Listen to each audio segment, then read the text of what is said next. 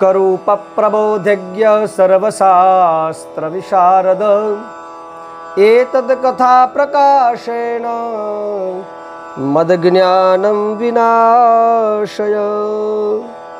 सर्वेभ्यो नमः।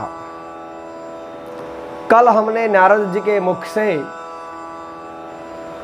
बाला का वृत्तांत सुना।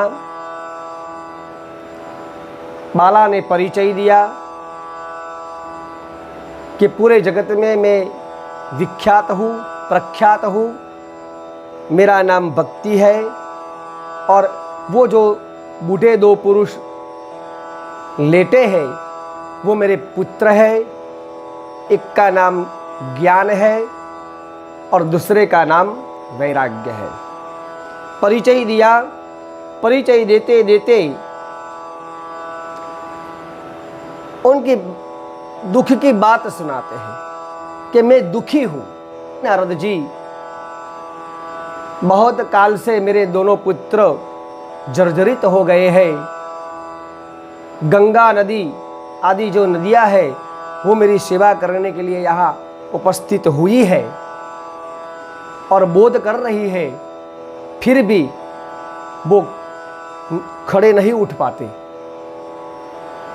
आगे दुख की बात कहते हुए कहते हैं कि इदानीं शृणुमद्वार्तां सचित्तस्त्वं तपोधनं वार्ता मे वितताप्यस्ति तां श्रुत्वा सुखमावह उत्पन्ना द्रविडे साहं वृद्धिं कर्णाटके गता क्वचित् क्वचिन् महाराष्ट्रे गुर्जरे जीर्णतां गतां तत्र घोरकलेर्योगात् पाखण्डैः खण्डिताङ्गकां बलाहं चिरं जाता पुत्राभ्यां सह मंदताम्। भक्ति जी कह रहे हैं कि हे नारद जी, आप तपोधन है,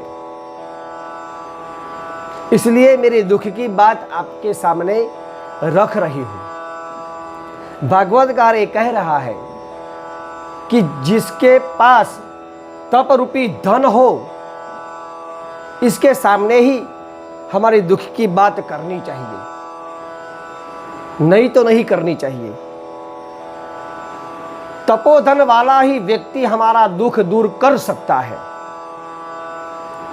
बाकी अन्य कोई जगत में दुख दूर करने वाला नहीं है। इसलिए नारद जी को भक्ति जी कह रहे हैं कि आप तपोधन हैं, इसलिए मेरे दुख की बात आपके सामने कह रही हूं। मैं द्रविड़ देश में उत्पन्न हुई,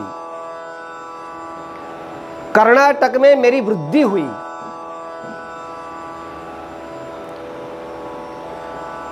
और कोई कोई जगह पर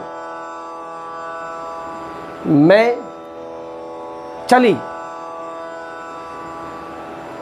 मगर मैं जब गुर्जर में आई, गुर्जर यानी गुजरात नहीं, पंजाब, हरियाणा, इस देशों में जब मैं आई तब मैं जीर्ण हो गई, मेरे पुत्र भी जीर्ण हो गए। तत्र घोर कलेर्योगान पाखंडैः खंडितांगकां, वह लोग सब पाखंडियों के लिए मैं वहां जीर्ण हो गई।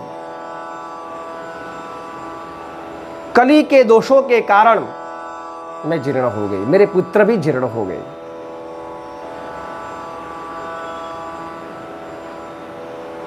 इसलिए मैं तो दुर्बल हुई, मेरे पुत्र भी दुर्बल हुए। मंदताम, मंदमती वाले हो गए हैं। अब मैं क्या करूं? और आगे जो कह रही है भक्ति जी वो हम कल सुनेंगे। तब तक सबको मेरा प्रणाम। जय श्री कृष्ण।